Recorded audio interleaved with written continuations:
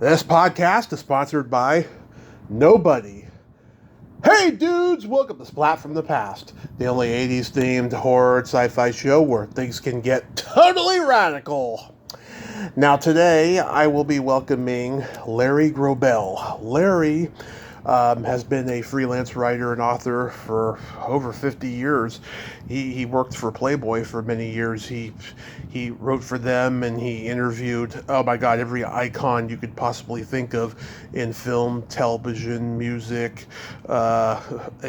books. You know, everyone from Truman Capote to Barbra Streisand to Warren Beatty to Jerry Lewis to Robin Williams to Lucille Ball and so many others. And we're going to talk about some of that stuff today. And we're going to be promoting his new book that just came out, Hustle, The Making of a Freelance Writer. And yeah, I mean, I became aware of him when he was on WTF with Mark Maron, but I didn't hear that interview until much later, you know, long after I discovered Maron in the hospital, much later and stuff. I'm going to ask him about that as well and just talk about, you know, interviewing a lot of these icons. He interviewed Mae West and Lillian Gish. I mean, people from way back in the day, too, you know, legends of Hollywood. And it's going to be a great conversation, and I'm just looking forward to this and stuff. Larry has a very unique talking voice and just a very cool demeanor and presence about him, and I really have been looking forward to this, and it's going to be awesome. So yeah, here is my interview with Larry Grobel. Hello. Hey Larry, welcome to the show. How are you today, sir? I'm fine. How are you? I am just fantastic. This is such a great honor. Thank you so much for taking the time today. Well, I'm here. So let's get into Hustle, the Making of a Freelance Writer. This is what, your 31st book you've written? Actually, it's the 32nd, but who's counting? Yeah. Yeah, so I read the Amazon sample of the book, and I find it interesting. You wanted to, you know, put this book out now at a time when the freelance writer is pretty much done. You know, were you intended to write this as a how-to, or just this is how it was kind of a thing? No, it's both. It's both. But wait a second, before we go any further, you read the sample. Yeah. Well, you didn't read the book. And if you do it on Kindle Unlimited, it's still free, you know. There's more to that book than the sample. Okay, now that I've castigated you for this, there's still a freelance life.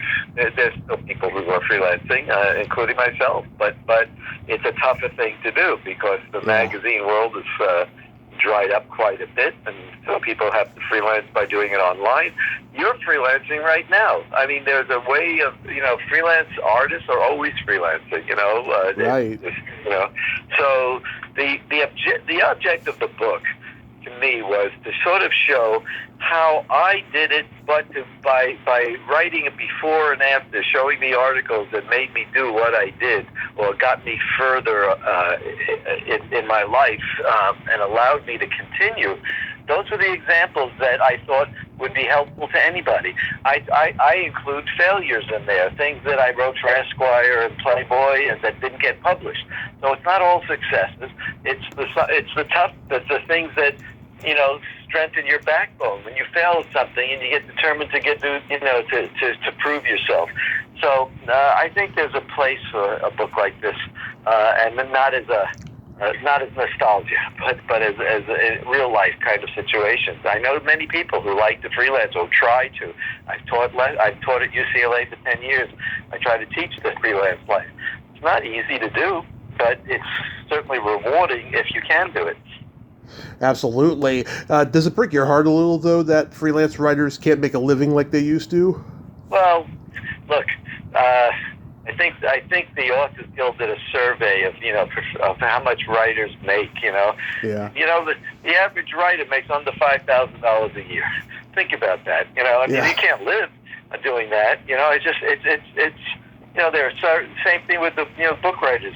When I asked Truman Capote once about his sales and stuff, he says, well, people like James Michener the people who are building the floors on the buildings, because you have people like Stephen King. You have there are a handful of people who do very well. They sell a lot of copies, and that allows other writers to get their advances as well. But they don't. It's a tough business.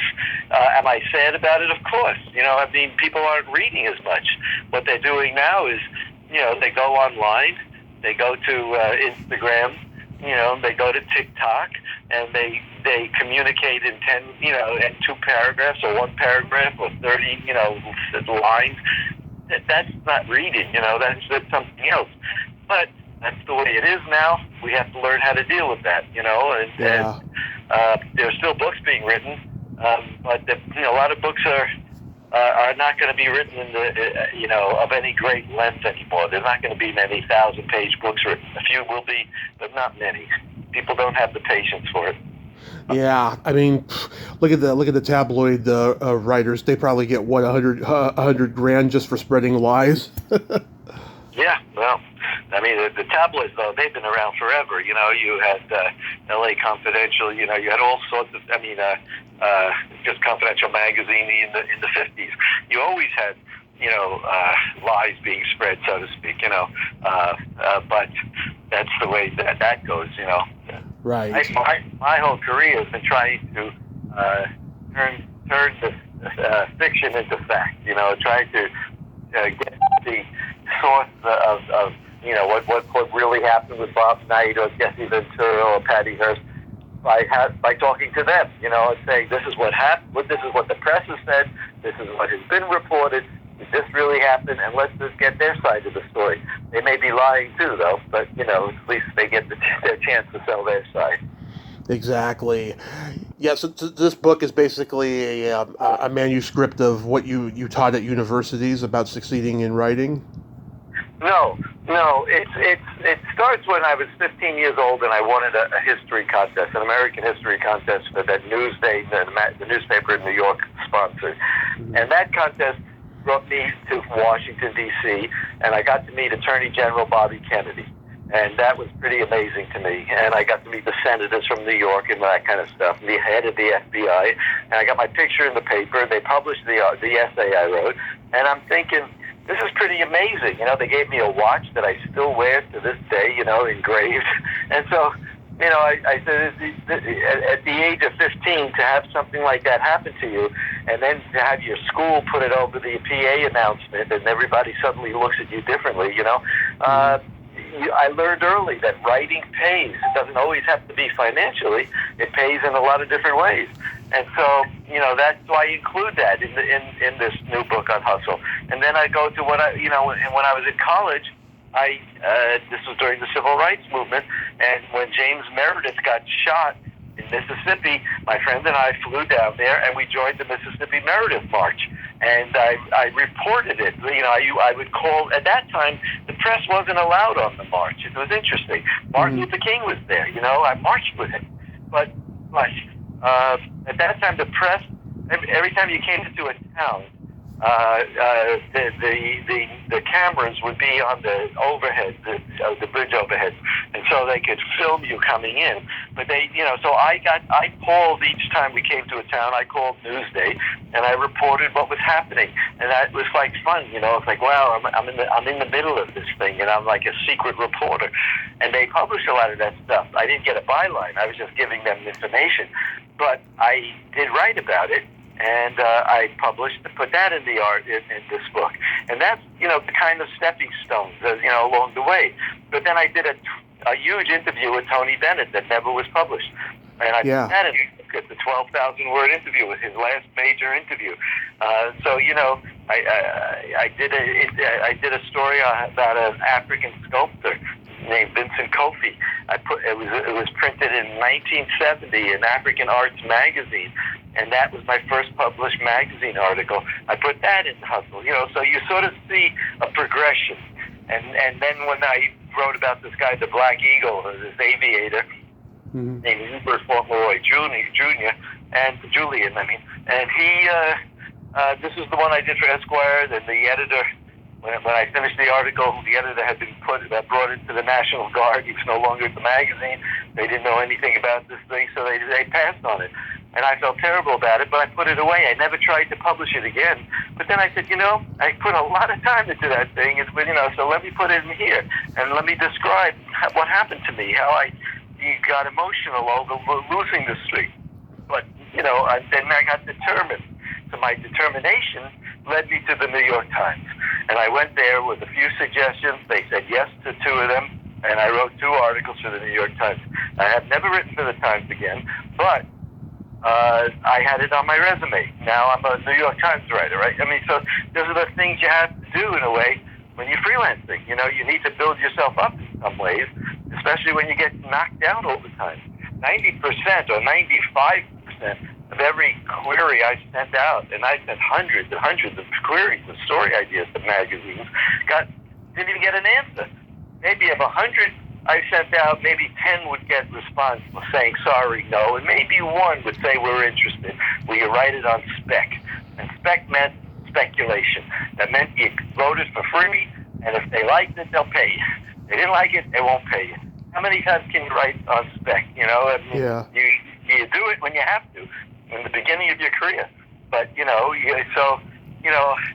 when I talk about freelancing to students today, it's like, if you get an assignment, it may not pay you, but it may help you, in a certain way. You have to have a value of yourself and what you can do, and you live by that. So I got paid $10,000 an article for some magazines, but on other magazines I only got paid $200 or $250. It's that's what their budget was. And you have to be able to be as good as the $200 article as you are in the $10,000, and that's hard to do mentally, because you figure, I won't put in the effort, but you have to put in the effort. So there's a mindset to freelancing, is what I'm trying to say in this book, and so anybody who looks at it, I hope that's what they get from it. Absolutely. A writer writes, and you got to keep on doing it if you really want to do it. That chapter about Martin Luther King really moved me. But one thing that I didn't get to read, but I read about it in the description, is that you uncovered Rodney Dangerfield's lifelong battle with depression. So what year did you talk to him? Oh, good question. I talked to Rodney a couple of times. One was an interview for Penthouse magazine, so that was a long thing. That would have been in the 1990s probably. And then Parade wanted me to write about him because he had mentioned, that he had been depressed at certain times. So I went, and they wanted me to write about that, about his depression. So I met with Rodney, and we did this piece, and he talked about it. He had said he had been depressed his whole life, and that it wasn't until he was 75 years old, after having a dozen different psychiatrists, finally one recommended the right drug. With him it was Wellbutrin, I think, that allowed him to lose his depression and enjoy his life a little bit. And that was when he was 75. So it's a remarkable story. And then the Times books read the article, and they said they'd like to do a book about it, like Darkness Visible that William Styro wrote about his depression. So Rodney called me up and said, would I write it for him? I said, okay, I'll meet with him. So we met. And each time we met, we talked about it. But then what happened is I wrote a chapter, and I gave it to him. And he read the chapter. And, of course, he looked at it and he said, Jesus, I talked about things I never told my children about. And he says, I'm a comedian. He says, that's how I want to be remembered. I don't want to be remembered as a depressed guy. So he didn't want to put the book out, but he needed to see how it sounded before that happened. So that didn't happen. But I include the article that I wrote about his depression in the book, in Hustle. Yeah, I remember years ago reading this book and finding out that, he didn't have a father figure in his life. He had to pay strange men to hug them for a quarter when he was a kid. Yeah. He had an uncle. He said this guy, a Australian guy, used to kiss him. You had to give him a kiss for a nickel. I don't think it was a kiss, to tell you the truth. I think it was much deeper than that. But, so it goes. Yeah, awful. So is this your last book, or are you going to keep going? Oh, no, I'm working on a major thing right now.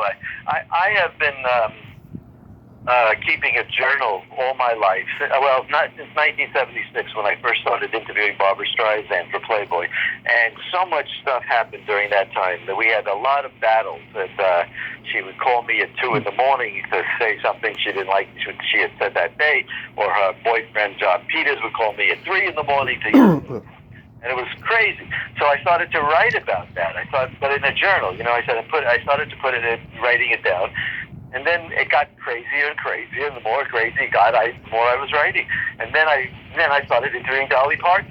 And then I was doing with Marlon Brando, and then I was with Henry Fonda. And, so I kept writing about all of the backseat, all the things that I was doing, but not what I was writing for print. I was writing a more personal level in this journal.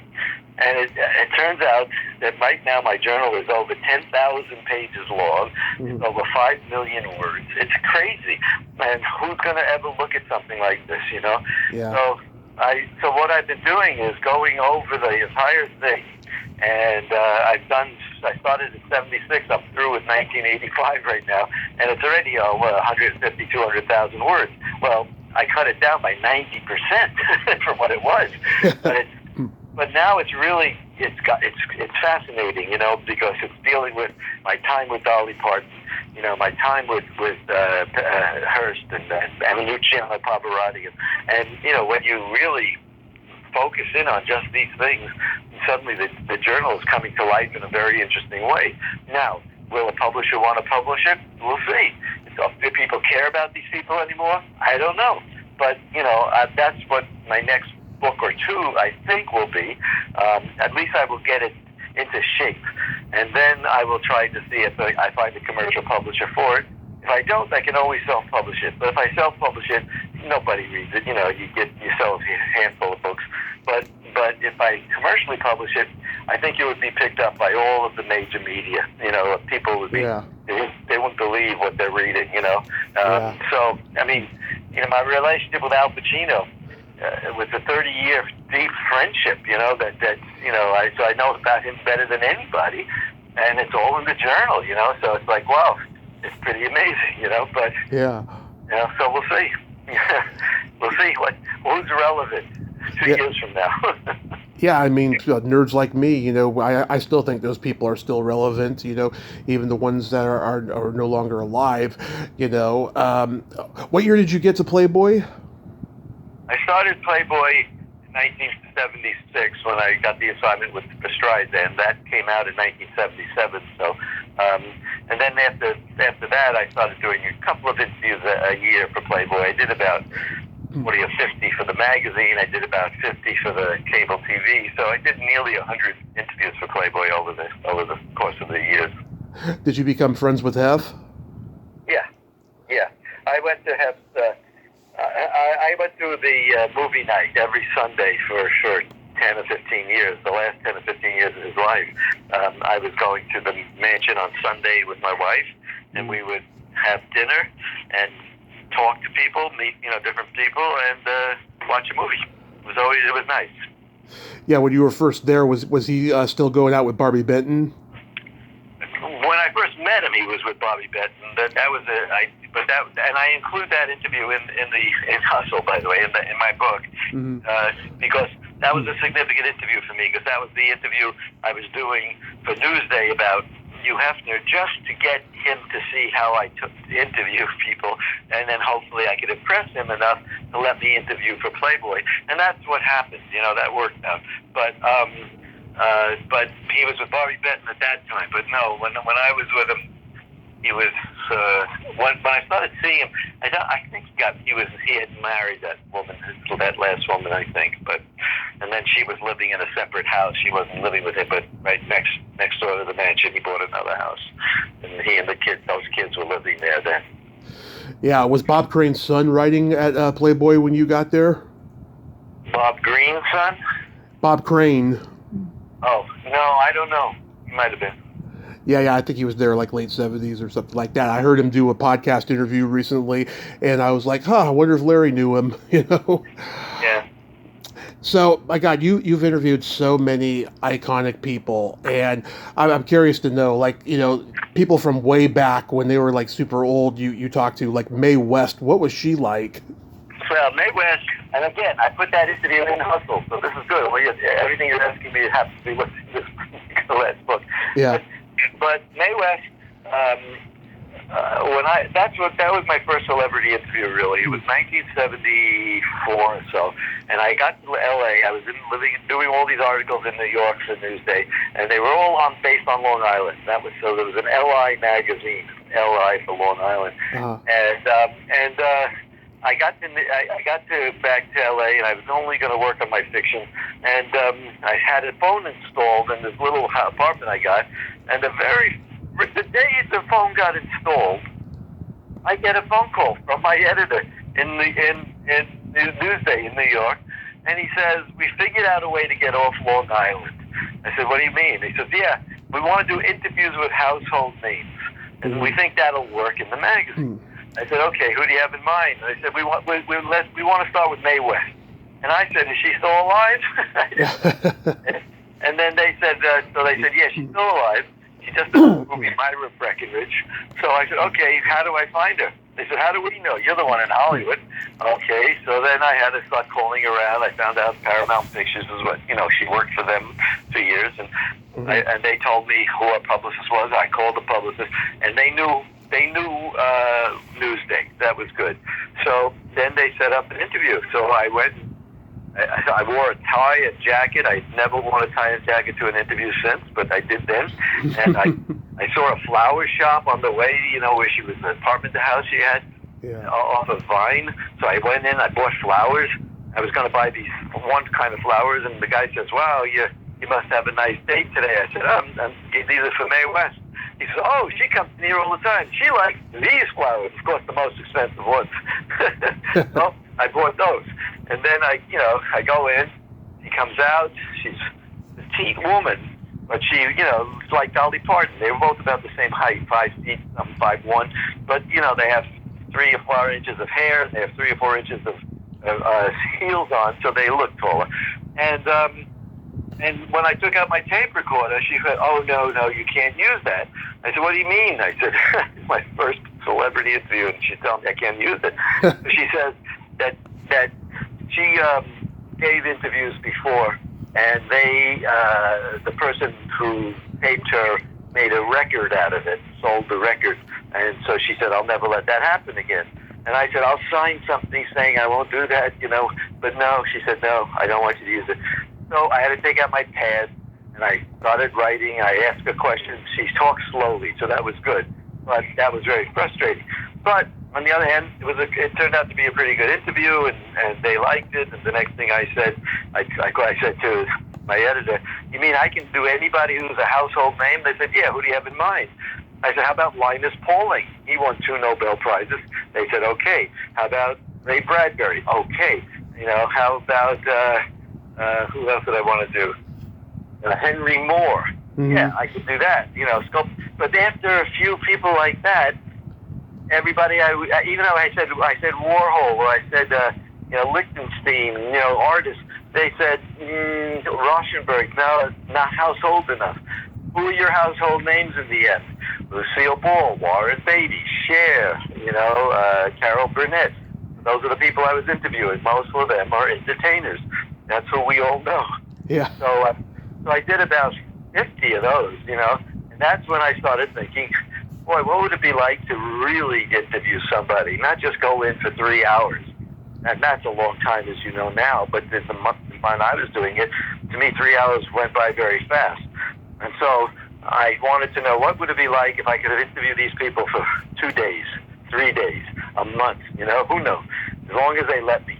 And that's when I went to Playboy. And that's once I started in Playboy, that was a whole different ballgame. I was able to be 10 days with Marlon Brando on his island, and then he came to my house, and then we continued to talking on the phone. I spent 52 hours talking to Barbara Streisand over 9 months. It's a whole different ball game when you're talking like that to people. Al Pacino and I are still talking over things, but James Michener, I wrote a book about Michener, Conversations with Michener, but I started it as a Playboy interview. And, I spent 17 years talking to Michener and taping our conversations. And after, he died, I put out this book. So these things happen, I mean, you learn. John Huston, I interviewed John Huston for Playboy in 1984. And then in 86, I was asked if I could do a book on him, and he agreed to it. Started writing in 87. I started interviewing everybody in 86, 87, 88. He died in 87, and 87, and then I wrote the book, something like that. It took me 2 years to write it, and it came out in 89. So, Playboy was very significant. That he brought me into homes and people and celebrities that knew I was there for the long run, not for short things. And you get very intimate with people when you have a lot of time with them, and if they trust you. And so that's what happened. That's how my career took off. Yeah, I'm sure you get asked this all the time, but did Mae West flirt with you? No, she was too old. But and also her boyfriend was there. This guy, Wow. Paul something. He was a muscle guy, muscle builder, and so he was there, and he sat in a chair away from my view. But every time Mae was trying to remember something, he would remind her about it. So he was good for her. But so she wasn't flirtatious with me.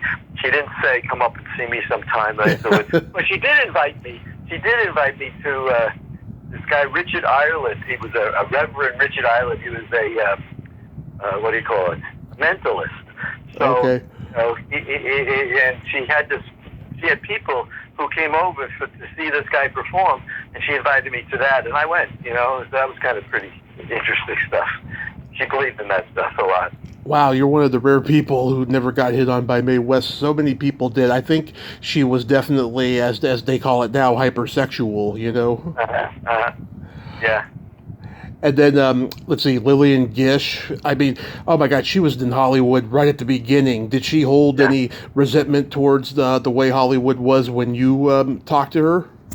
Well, she definitely had feelings about D.W. Griffith that was different than she did about John Huston. But she was in the movie Unforgiven, The Unforgiven with Burt Lancaster and Audie Murphy. Yep. And she was there. And she knew Walter Huston a little bit, so I got to interview her for my book. But yeah, I think all the old timers always remember the old time. It's always better in the past, right? The new time is not as good. Why? Because they're not earning as much money. They're not as famous as they were when they were at their height. So it was better at those times. It's the same thing with anything. Look at the magazine world. Yeah, it was better. My glory days was in the 70s, 80s, and 90s. And then it started to sink. But now it's the podcasters' time. So see people who are going to be the great podcasters of our time, whatever, and the influencers are more famous now than a lot of the people who we consider famous. Who have earned it a different way. But that's this is the way the world works and the way the world turns, and you just have to go with it, and sort of figure out your way in it. Yeah, Spielberg and Lucas, I mean, they talk about how movies are amusement park rides today. They're right about that. They're far from cinematic, Well, if a Transformer movie makes $100 million and a very subtle movie written by, Tom Bello will make $8 million, which one are you going to go with the next time? So that's what happens. Who goes to the movies? Older people now, when you have big screen TVs and everything seems to get on streaming, they're not going to the movies so much. So it's the younger people. What do the younger people want to see? They want to see, what they're watching. They want the Marvel, cruise. They want to see the Mission Impossible. They want the extravaganzas. Barbie. Look at Barbie, strange movie, but it's done a lot of money. Oh, yeah. I'm just shocked at how well it's done, and it's got the social commentary message and all that stuff from what I've been told. Um, Lucille Ball, I mean, of course, she was the first queen of TV comedy, and I don't think it was her plan. She was a dramatic actress before that in The Dark Corner and stuff like that. Like, did you get a sense that she wished she had been like an Academy Award winning actress? No, not that. Lucille Ball had a fantastic career. You could, when I was traveling in Europe, when I was in Ghana in the Peace Corps and stuff in the 70s and what have you, and this late 60s, and then even into the 80s when I was wherever I went. If I be in Europe, I was in Spain. If I was in Africa, if I was in South America, in Colombia. You would see the I Love Lucy show. You would see, that show went on the air all over the world. So in many ways, I think Lucille Ball was the most famous name, the famous person. Muhammad Ali probably out-famous her, if that's possible, or was her equal in a certain way because he was so popular and he didn't have a TV show. But I Love Lucy was amazing, and I think she really understood that. She appreciated that. I don't think she said, "Oh, I wish I had an Oscar." She was the head of her own studio, Desilu Studios. She was Right. a remarkable woman, but she was very depressed when I met her. It was towards the end of her life, and she said, all her friends have died. Her children have grown. She's got nothing really to live for. She's accomplished everything she could accomplish, and that was her attitude. I'm ready to go, and I was kind of surprised to hear that, but that's where she was at. Sad. You had Jerry Lewis. Did you get to see his good side or his bad side? Well, mostly his paranoid side, I'd say. When I first met Jerry Lewis, it was in Century City, and he had an office. And I went up to his office, and it was a pretty large office. And he took out his own little tape recorder and a little microphone, very tiny. I've never seen anything like that microphone that he attached to it. The mic was the size of your fingernail. That time it was unusual. And and he said, I'm going to tape this too because he says, you want to know why? I said, yeah, I don't care why. He says, because I get fucked. He says, I get fucked all the time. Every time I do an article, an interview with somebody, a journalist always screws me up. I said, well, that's fine. I'm not going to put in anything that you haven't said. So, keep talking. Bury yourself, basically. So anyway, so we talked for a while like that. And then he, took a golf club, and he would walk around his office from behind. He would be swinging the golf club as we talked. I'd ask him a question, and I'd hear this thing. I said, "Oh God, I asked him the wrong question. I'm going to get hit in the head." Yeah. But in the end, he was very recalcitrant to talk for a while, and I didn't know what to do. I had this problem with, I wasn't relating to him. It was very difficult.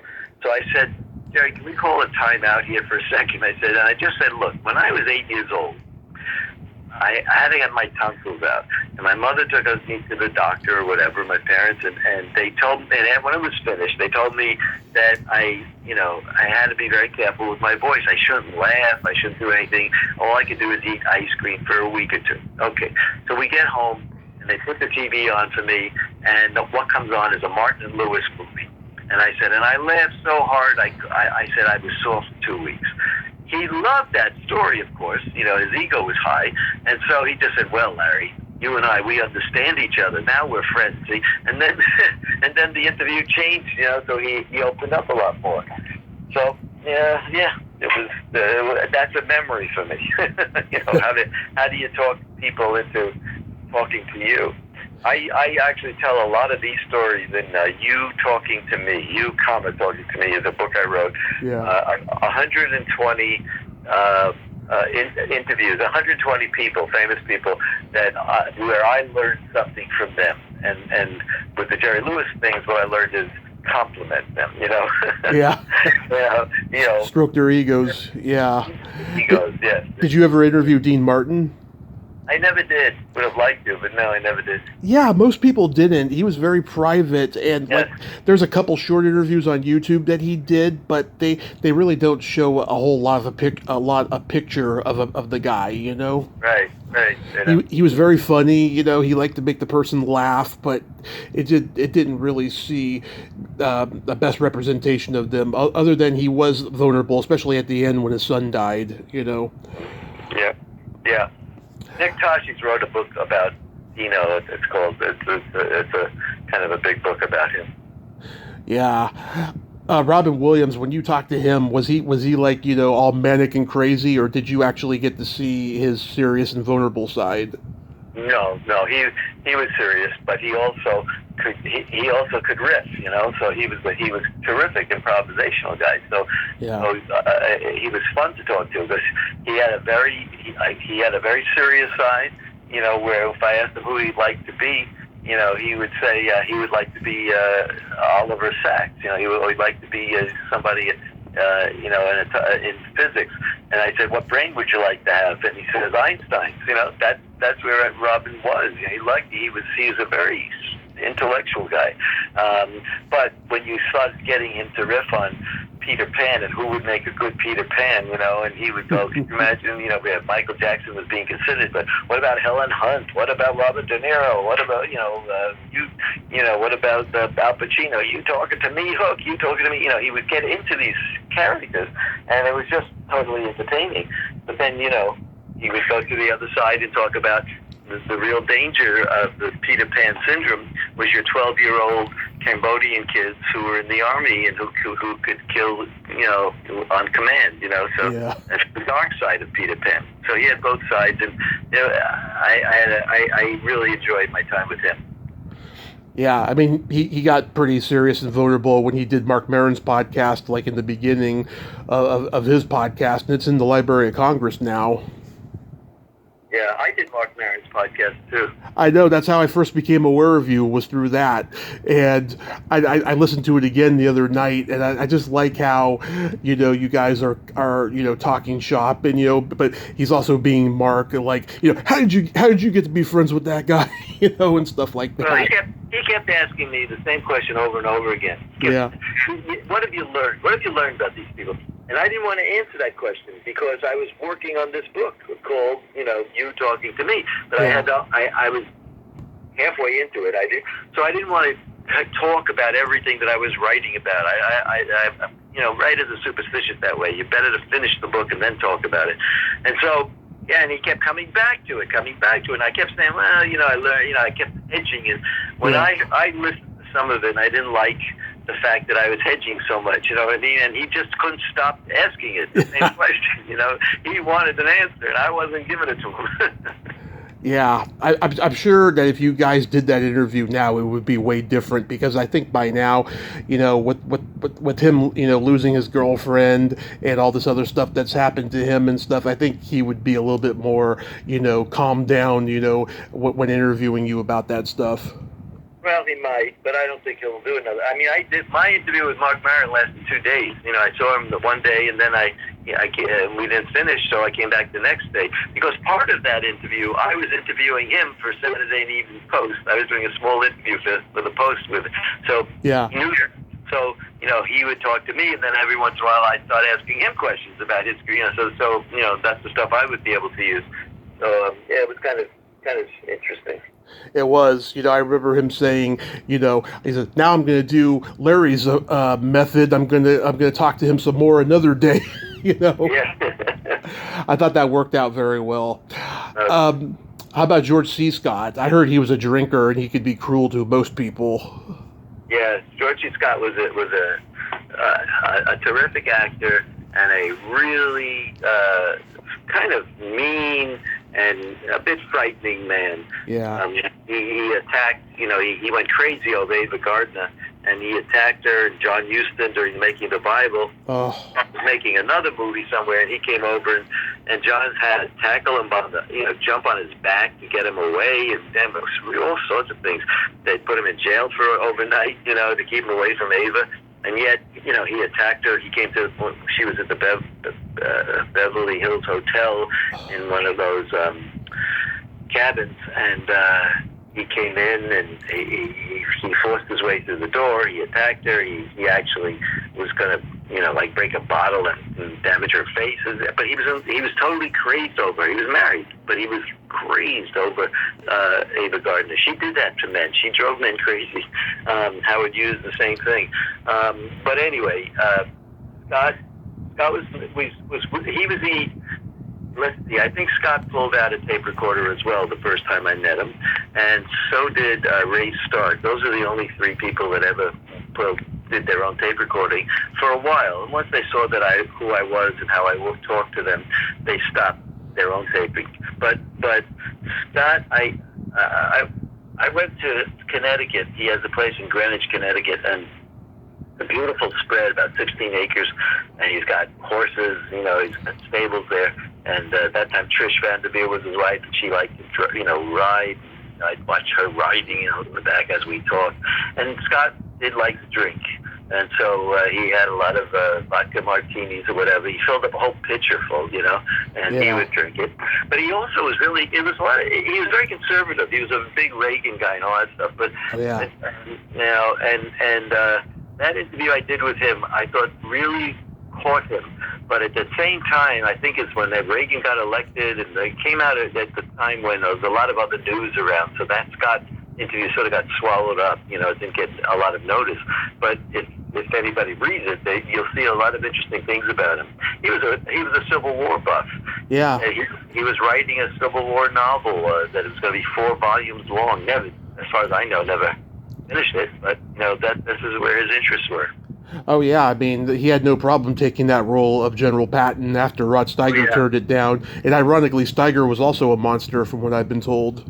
Yeah, well, I don't know Steiger, so I can't answer to that. How about your interview with Jack Nicholson? You're like one of the few guys who actually got to do that. Well, I didn't get to see. I was trying to get to Jack Nicholson for my book, for the Hustons, because he was with Angelica, and he was close with John Huston. John loved him, and and Prizzi's on and all he did with him. But Nicholson, wouldn't talk to me about Huston at the time, or I couldn't get to him, and I didn't do it for Playboy. But when Marlo Thomas was doing a book called The Right Stuff. Yeah. And it's like the whole premise of the book was to interview a bunch of really famous people and to have them talk about who influenced them, who said the right words at the right time that changed their lives. So I was given 6 or 7 people to do, but they were pretty heavy people. It was Barry Diller. It was David Sheff. Oh, God, my brain. David Geffen. Oh, David Geffen, yeah. And it was Ray Romano, Ellen,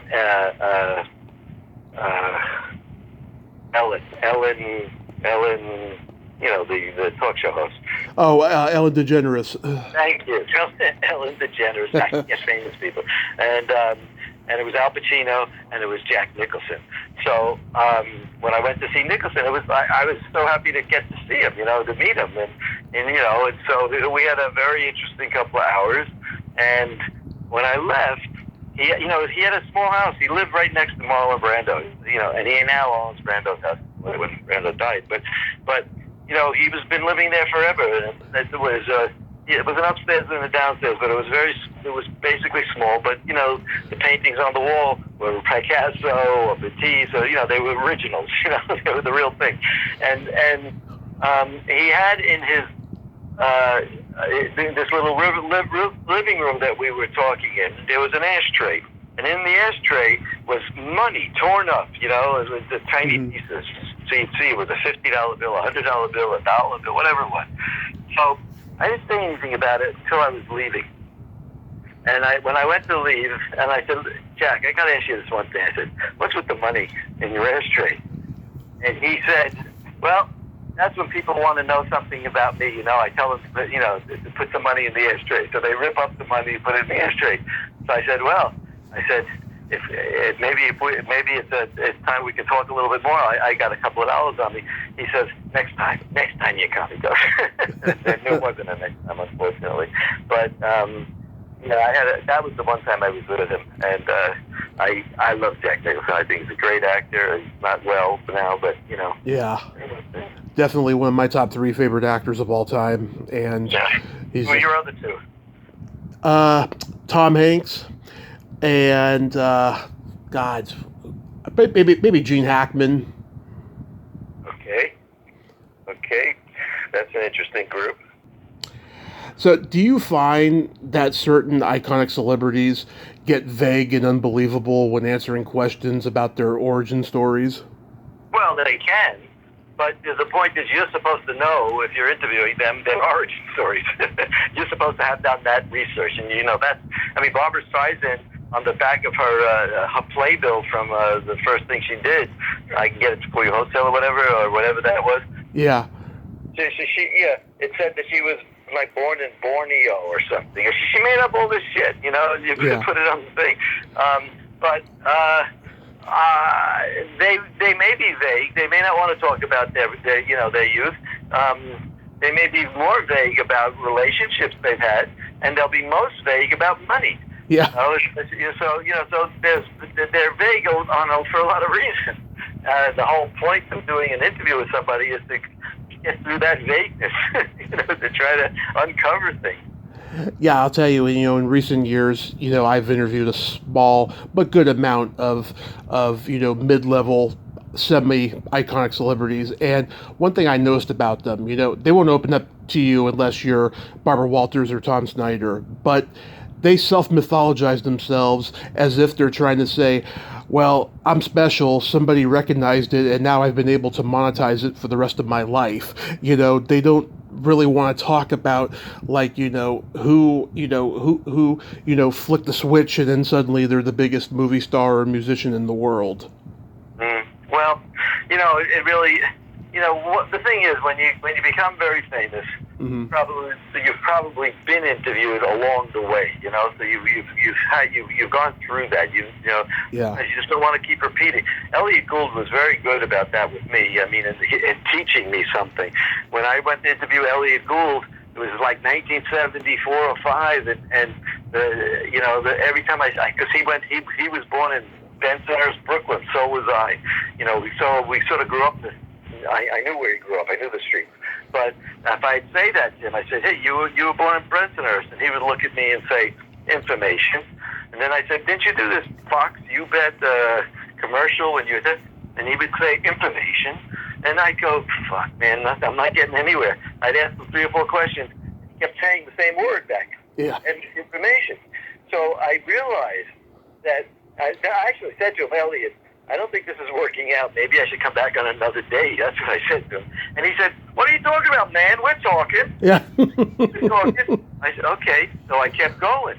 But what I realized was he was telling me something that was important to know. And I'm glad it happened early on in my career. And what he was saying was that everybody knows these answers. I've done the interviews enough that, you're finding your questions based on interviews I've done. So that information is out there. You want to really talk to me? Let's talk seriously about things that nobody knows. That's what he was really saying without saying that. And that's what my challenge was.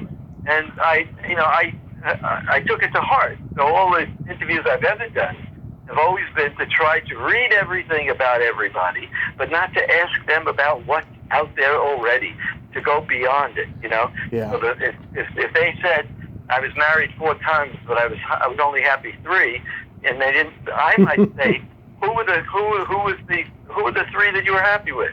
Yeah. The one that you weren't, right? And then you go with that. You go a little bit further. That's the point of interviewing, really, is to go further with people.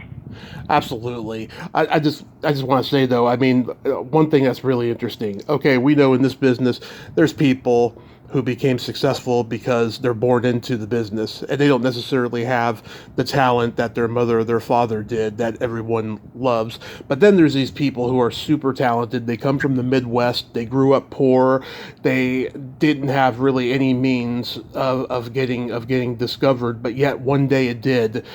It did happen, and it's almost as if they're trying to say meritocracy and rags to riches actually happened for just one day with these people.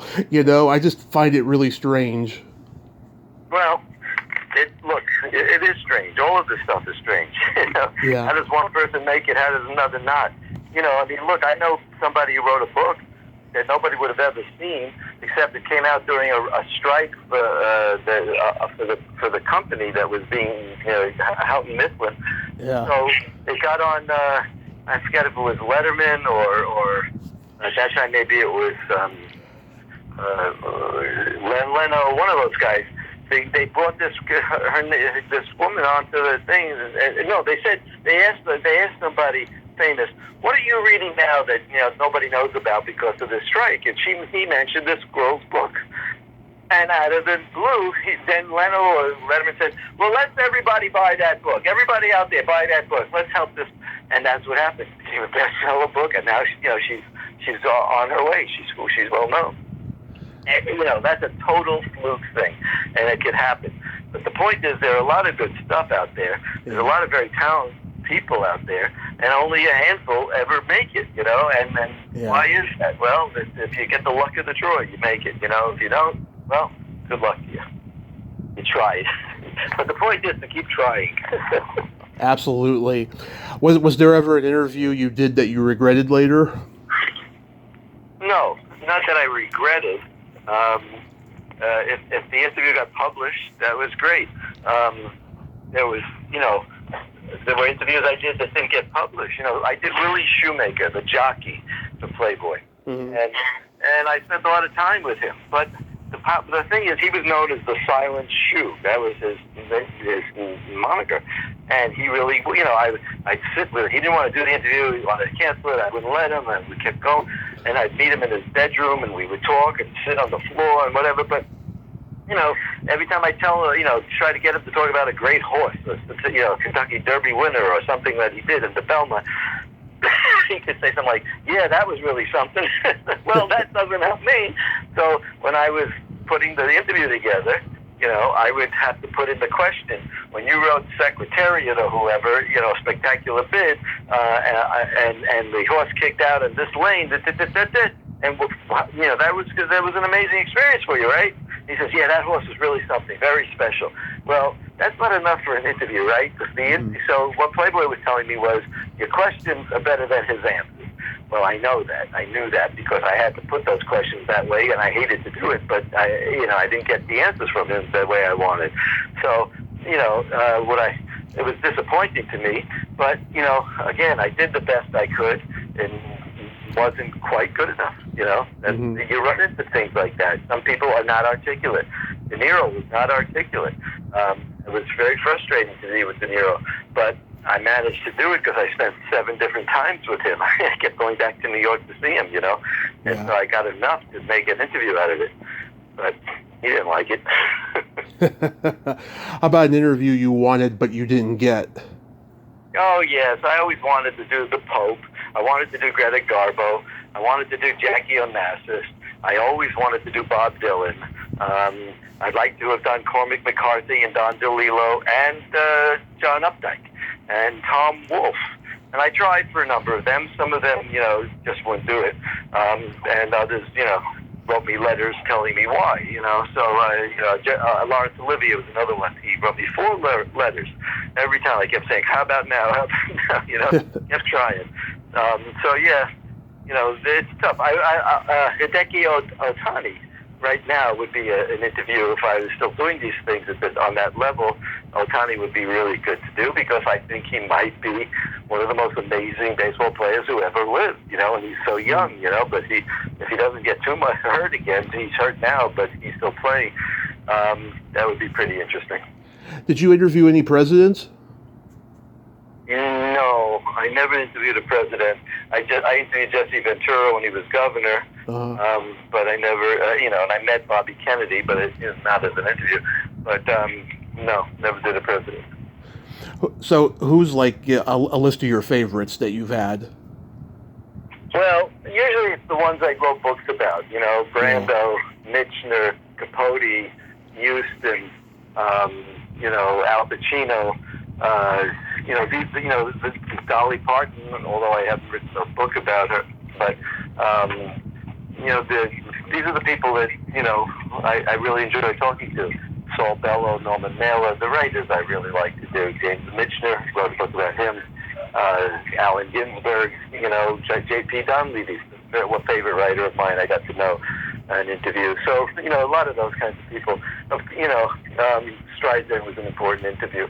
So there's a lot, there's a lot. And, you just never know. I just talked to Dolly Parton 2 days ago, and it's it's been a while since I've talked to her. And it was a wonderful conversation. I mean, I just loved being back in touch with her. And she gave me her phone number, and we'll talk whenever we want. That's great, It may not lead to anything except to continue being friendly with someone, but, that's pretty amazing to me. Being in my home in Nichols Canyon and listening to, talking to some of these people is fun. All those books that you've written about the people you interviewed that are no longer with us, whether it's Brando, Ava Gardner, Truman Capote, etc. Like, have you ever gotten feedback or praise from any of the family members? Yes, I'm in touch with Danny Houston, who, and matter of fact, he's doing a movie. He just asked me to be in it. Nice. Talk about his father or something. So, we're in touch. Pacino wrote the foreword to my book, and he's still around, so that was nice. Capote, of course, that book came out after he died, so he never saw it. Michener knew about the book. I had the manuscript written before he died, but I said, Jim, you want to see it? Because I knew he was not well. And he said, no, I know what we've talked about. He goes, so that was kind of nice. I wrote Montel Williams' book, Climbing Higher, that was number 6 on the New York Times bestseller list for a while. And he loved the book. He cried. He wrote very nice things to me about it, about what we did. So, so I've had some feedback from the people who are alive about it, so never too negative. Allegra Houston, who was not John's daughter, but she was Ricky Houston's daughter, and she had an affair with Lord John Julius and had a child, and John sort of took over as the father, but he wasn't. She didn't like the book because I wrote about that stuff. Oh. I know you can't please everybody, sadly. Yeah. I know. I remember you had the story about having an anti-Semitic experience with Robert Mitchum. Yeah. Well, Mitchum, it's funny because with Mitchum, Playboy had been wanting to get to Robert Mitchum for years, and he just never wanted to do it. He didn't like doing that. And Mitch was a genuine tough guy. Him and George C. Scott were the two really tough guys in the business. And so Mitchum, he was making that championship season, 1985 or so, at Zoetrope Studios in Hollywood. And I went there. The publicist called me up and said, he goes, why don't you come down while he's making it, and maybe you could talk to him during his break. It wasn't a guarantee that he was doing the interview, but I'd meet him. We talked about it. So I did, and we went into his office afterwards, in between the break, and he had a sandwich and a drink and did not offer me anything, so that's the kind of guy he was. But, we were talking, and I was, name dropping. I hate name dropping, but, I kind of, when I was on the island with Brando, blah, blah, blah. When Al Pacino told me, blah, blah, blah, right? That stuff didn't impress him at all. But, so I finally said to him, about Dewey, I said, do you want to do this thing? And he's hemming and hawing. So I said, look, how about this? Why don't we try to talk for an hour on tape? If you don't like me or my questions, and if you're uncomfortable at any time, I'll stop the tape, I'll take it out, I'll give it to you, I will never write anything about it, and that'll be that. And he looks and says to me, well, that's just it, isn't it? It's that first hour. And I go, I never offered this to anybody before, and I never did after, but this is, so I just looked at him. I said, Mr. Mitchum, I said, I'm just here doing my job. I said, that's why I'm talking to you. And he said, well, that's what Eichmann said. Oh. I said, excuse me? He said, yeah, that's what Eichmann said. I said, are you comparing what Eichmann did to the Jews to a Playboy interview? He said, same thing. So I said, okay. So I stood up. I said, well, your publicist knows how to reach me. It was nice to meet you. And I walked out. And that was it. Now, I started writing my book on the Houstons 2 years later, and or a year and a half later, and John writes a very nice letter to, saying that everybody should talk to me. I sent that letter to everybody, including Mitchum. And so I had fallen off a ladder. We had a big rainstorm here in L.A. one time, and my drain got clogged, and I had to go up to try to unclog it, and I fell off the ladder, landed on my head. I ended up in the hospital with my eye almost out, a broken hand. Oh, it was a mess. Oh. So I was in the hospital for a few days. Then when I get home, still a mess, the phone rings. And it's, Bob Mitchum here. Oh, hello, Mr. Mitchum. Good to talk to you. And I don't remind him that we had talked before, right? I don't want to get into that. So I said, oh, you're calling about my letter, the letter from John Houston. That's why I'm calling. Great. I said, so you'll talk to me? He says, why don't you come tomorrow? I said, Mr. Mitchum, I just got out of the hospital. I got a broken arm in my hand. He said, that's okay. Come tomorrow. And that was it. Go. And that was in Montecito. I had to go. So I'm in L.A. So it's about an 85-mile drive. And at that time, I didn't think of it, because I should have hired a driver to take me, but I didn't. I drove myself with my left hand. My right hand was broken, and I had to get my tape recorder, everything, and set and my questions together. It all with my left hand. I get to his house. I look like Quasimodo, and I come out. Yeah. You would think he would say something like, "Jesus, what happened to you?" Yeah. He didn't say a word. He didn't make a comment. He just said, "Come on in," and we sat down and we talked. But it was a good interview because it was, it was talking about heaven knows Mr. Allison and the list of Adrian Messenger and things he did with John Houston. So, right. So that was okay, So even though he was a terrible person to me when it was for the Playboy interview, when it happened to be for the Houstons, he was decent, So you see these things, you never know. And we never talked about Playboy either. We never mentioned it, so I don't think he even knew or associated that was me. Interesting. So how far along are you for the next book? Well, I'm about with the journal. I'm about halfway done, and it's going to take me because it's a long process. It may take me 6 more months to do it. Then I have to write a very good opening to it to explain what it is. Why I want to publish it in this form, and then after that, I'm going to give it to an agent to try to sell. So that we're looking a little ways away. Now, I might do another book in between. I wanted to do a small book on Pavarotti, the way I did the one on Ava Gardner, because I have all this material. I have all this material with everybody, so I could really do these nice small books if I want. But they take time, and it depends on how itchy I get to see a book published. I had a book published last year. I put out a book called Turquoise.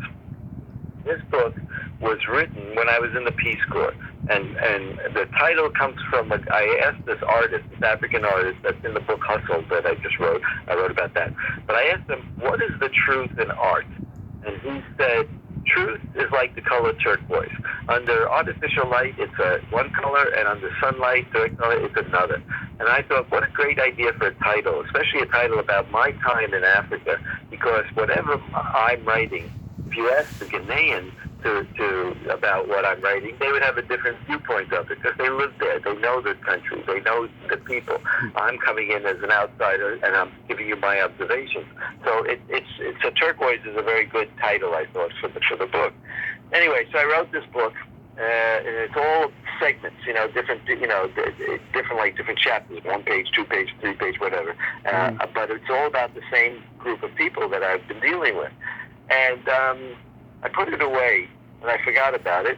And then I was looking, when I was writing my books of short stories, I wanted to add some of my African stories there, and I remembered that I wrote a few. I had to find them. So I went to find these stories I wrote when I was in Ghana, and I found a few. And then underneath the stories I found this manuscript that I wrote about my time there. I spent 3 years in Ghana instead of 2. So I got it out, and it was a little bit overwritten, so I started editing it down and cutting it down, and then I thought see, I'm going to try to publish this. And I knew the cover I wanted. I wanted it to look like James Joyce's Ulysses, the first edition, which came out in a turquoise blue cover, just the title on top, his name on the bottom. And I did that. And the book came out. Now, nobody knows, maybe I sold 20 copies for all I know, but eScroll Worldwide got hold of the book. Someone reviewed it, and they named it the best memoir of the year. That just happened. That happened 2 weeks ago. So I said, wow, that's amazing. So I'm pretty proud of that. And so that was my last book. And the book, before that, it was 3 books of short stories. Before that, there were 2 novels. So, I've been writing a lot of different things. And, this hustle book about freelancing is the new one. So I don't know what the next one will be. If it's the journals, great. I'll burn every bridge I've ever built. The end of me. Or, it might be a book on Pavarotti next or something like that. Depends on, you never know what you feel like writing when you wake up in the morning. Yeah. Do you ever do those bookstore signings? Anybody who invites me, I do, yes. Just yesterday, I was in Calabasas doing a lecture on some of the people I interviewed, and I showed some videos with Miles Davis and John Huston and Truman Capote and Joan Cullen and Debbie Reynolds, Shelley Winters, a few of these things. And, I show them, I talk about it. It was a 2-hour thing, and then people bought some books afterwards, and I signed them. That was nice. But, it's hard to get even into bookstores and stuff, especially when you self-publish. Because all my books are on Amazon. You can get them, but, they don't get distributed. They don't get reviewed. You got to be commercially published to do that. And my first 15 books were all commercially published with Random House and Simon & Schuster and, Scribner's and New American Library and all that stuff. But these days, I'm just writing what I want to write, and I'm feeling very good about my writing, but the frustrating part is just getting people to read it. I was in the gym today, and I met a guy from Albania. He went to Harvard School for English. He said, I love to read. I said, you love to read? I said, I got 32 books. He took my name, he put it in his thing, and he ordered the books. I mean, that's amazing. That's amazing to me, So I said, okay, there are a few people out there who are still readers, but they're few and far between. Yep, few and far between, but books still have their place thanks to Amazon and Kindle and all of that stuff. Well, Larry, this has been a real honor. Thank you so much for coming on today. I hope this book is your most successful yet, and I'm so glad you're going to continue writing. Be safe out there, and have a great night. Thank you, Tommy. It was nice to talk to you, and I hope you have a few listeners who enjoyed it. My pleasure, sir. Okay. Take care. Take care. Bye-bye. Bye. Well, there you have it. Larry Grobel. Ain't he a cool dude? Oh my God. Those are extraordinary stories about his life, career, and trajectory. Oh my God, and all the people he's interviewed. And he's still writing. That's so awesome. I'm so glad that we got to talk today. Well, until next time, this is Tommy Throwback Kovac saying, there's no shame in living in the past because the present sucks. Later, dudes.